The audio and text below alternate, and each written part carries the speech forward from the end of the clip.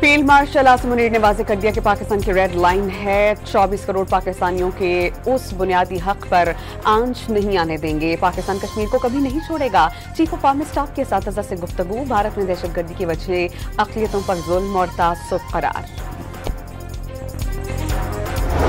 पाकिस्तान का पहले सरकारी स्ट्रेटेजिक बिटकॉइन रिजर्व का ऐलान। मुल्क को अब माजी की बजाय मुस्तकबिल की पहचान दी जा रही है। सरबराह पाकिस्तान क्रिप्टो काउंसिल बिलाल बिन साकिब का लॉस वेगस में बिटकॉइन कॉन्फ्रेंस से खिताब।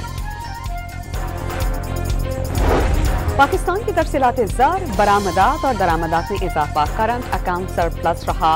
वज़ारत खजाना ने रवा माली साल के पहले 10 माह की आउटलुक रिपोर्ट जारी कर दी।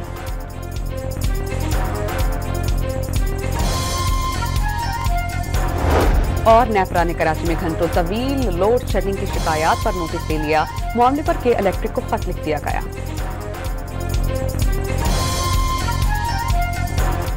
फील्ड मार्शल आसिम मुनीर ने वाज़ेह कर दिया कि पाकिस्तान की रेड लाइन है। 24 करोड़ पाकिस्तानियों के उस बुनियादी हक पर आंच नहीं आने देंगे। पाकिस्तान कश्मीर को कभी नहीं छोड़ेगा। चीफ ऑफ आर्मी स्टाफ के साथ से गुफ्तगू। भारत में दहशतगर्दी की वजह अक़लियतों पर जुल्म और तासुब करार।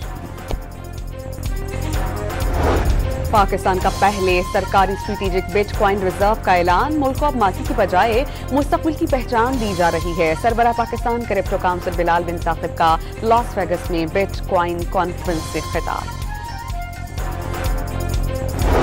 पाकिस्तान की तरफ से लाते ज़र, बरामदात और दरामदात में इजाफा। करंट अकाउंट सरप्लस रहा। वज़ारत खजाना ने रवा माली साल के पहले 10 माह की आउटलुक रिपोर्ट जारी कर दी।